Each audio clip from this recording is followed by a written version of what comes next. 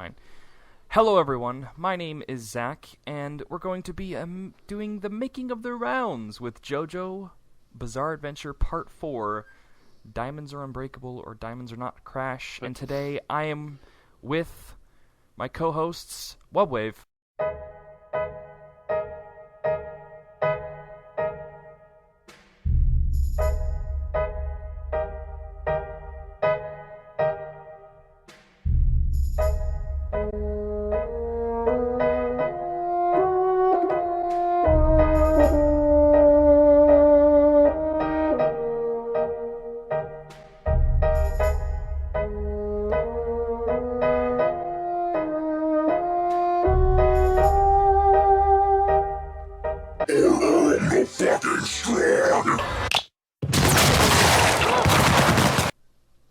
And Chaosmana. Hi. I'm gonna go ahead and do just a brief breakdown of some things that I really some of the things that I really loved, the music, for example. The intro's solid, the ending's solid, and amongst part 4 there's breaks here and there or changing of the intro and outro, but I've enjoyed all the changes. I think the music is very well timed and themed, and I'm going to be trying to look for a original soundtrack somewhere to download at some point, so I definitely like the music. I feel like it has a heavy rock, power ballad 90s, 80s kind of feel to it, so if you enjoy that kind of sound, you might like it. For the characters, the new main character, Josuke, he's silly. He's a little more selfish in different ways. I really enjoy his overall affect comparatively to the other JoJos, and he definitely has certain qualities in him that make him probably one of my favorite, or if not my favorite, JoJos so far. Koichi's a great sort of straight man / comedy relief. Rohan, or Sensei, is really awesome. I love his stand, Heaven's Door.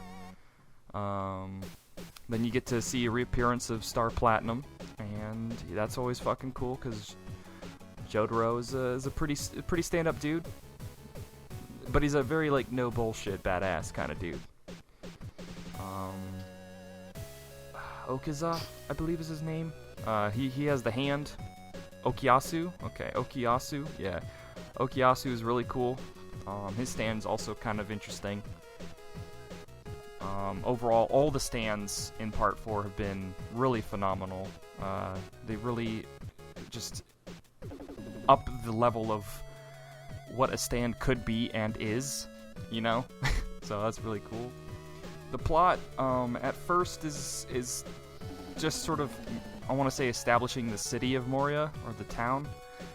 But eventually it begins to dawn on our heroes that a greater evil exists. And it's interesting how they combat that and the loss they face. Really interesting character development as the plot goes on. So, would I recommend this to a friend? Yes, I would. I have recommended it to friends. They are sitting with me right here. But that's basically my review of Part 4. I'm gonna go ahead and pass the review stick on to. Yeah, I didn't think after how strong Stardust Crusaders was that I was gonna like Part 4 as much, especially because it felt like an entire genre change, and it went from being this strong adventure to, oh, they're just having fun. But when you get into it, it is a perfect realization, what happens when stands gets more normalized, and in a way, the main villain gets to be something even more scary than Dio, a villain that you might not even know is there, that's just an everyday person, and that's actually ends up being his entire goal, is to just blend in with the crowd. Yet he has a single quirk, or maybe more than one quirk, depending on how you look at it, that just puts him a little off. But he doesn't see it as a quirk. He just wants to live a quiet life. but at the same time, that ends up ruining everyone else's ability to do so. And not only does this villain get wonderfully fleshed out, every single character in the series, they all have their time. It's not just Jotaro gets to save the day immediately. Sometimes he's not even there for a good chunk of time. Every character has their own chance to do something, has their own chance to get paid attention to. The music and the intros all work really well. They even bring back the music from Stardust Crusaders for Jotaro's scenes, and I feel like that was just on purpose because you have to use that. The Jotaro be strong. I love this story. Just it works so well all together. It grips, even though it's a longer season. It still doesn't. It grips you from moment to moment. There's no down time in the plot. It's one of those things where it's different from the previous ones, yet it's still the same, loving attention to plot, detail, music, and everything. And it's definitely one of those animes altogether that I wouldn't recommend starting here because it is a lot of plot points are more understandable if you have seen Stardust Crusaders first. And in Stardust Crusaders, they do recap the previous place. But recommending it to everyone else, it's absolutely one of the most funny and also interesting shows I've seen. I'm gonna go ahead and ask you guys what your favorite stands are.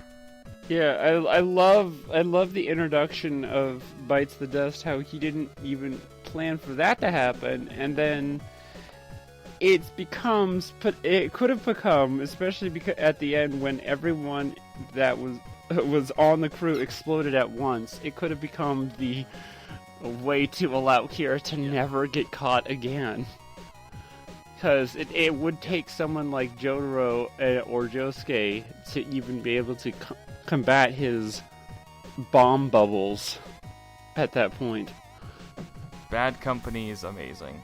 I really like Heaven's Door because the last part, basically with the stand that possesses people and just rests on your back.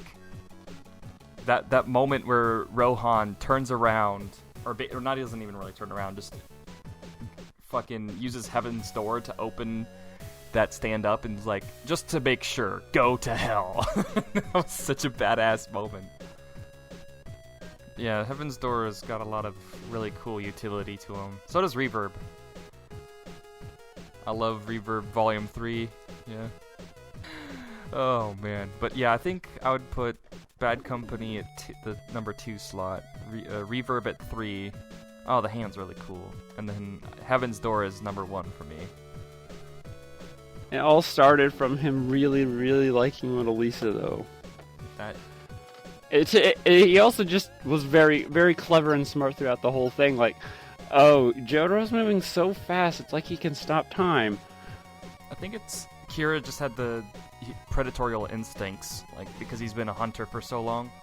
He has a keen intellect and great intuition, and that combined really makes him an astute villain. There's no situation that Kira has not been able to get out of. I feel like there is more to Kira. There's been other times where he's been in worse situations as he's been.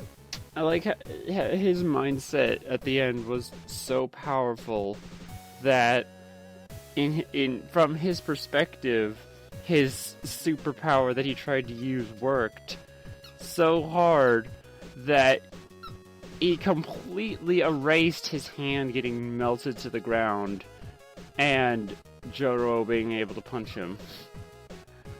He was like, it activated, I've won. I did it though. Aha. And how, even though after he discovered it didn't quite work as well as he had hoped, he was still like calm and collected, and was like, "Oh wait, this is the spirit realm when I'm not supposed to turn around, isn't it?"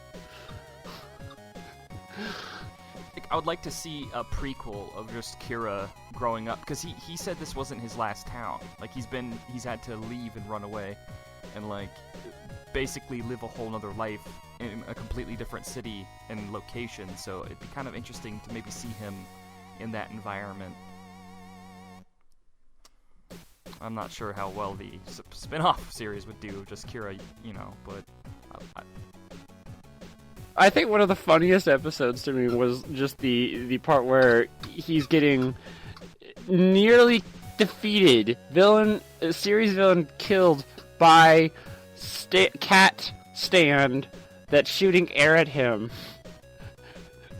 Yeah, he gets defeated by the weapon he ends up using. I just like when he's making breakfast, you know? That's my favorite scene, when he's just making breakfast. It's like, oh man, he's like a normal person that wants to live a simple life, like of that of the peaceful plant, you know? Like, frickin', I love anytime a tourist attraction is introduced, like Angela Rock and the bouncing cliffs, and the tower, yeah. Oh, yeah, Highway Go-Go is really good too. Oh yeah, it's just. It also has healing properties. I mean, it's vampiric in its healing properties, but didn't he kill people? Like, and he gets to become a good guy. You know what I mean? Like, fuck. Yeah, it's gonna be crazy. It's gonna be a wonderful journey, my dudes. It's gonna be a wonderful journey, and we'll hopefully to see you guys there. But for now, we're gonna wrap up and gonna talk to y'all later, and hopefully you enjoy Jojo just as much as we did. Do Wang. Goodbye.